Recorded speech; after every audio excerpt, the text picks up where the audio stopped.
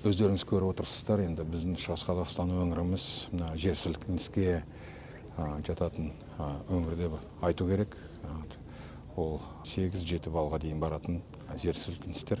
Кезінде осы жерде 80-ші жылдардың аяғында Зайсан қаласында енді кішкене жастары келген адамдар естерінде бар. Осындай жер сілкініс болғанын, алғашқы кезде не істеу керек екен, қалай істеу керек екенін, соны қазірден бастап жаттығуын өткізу керек.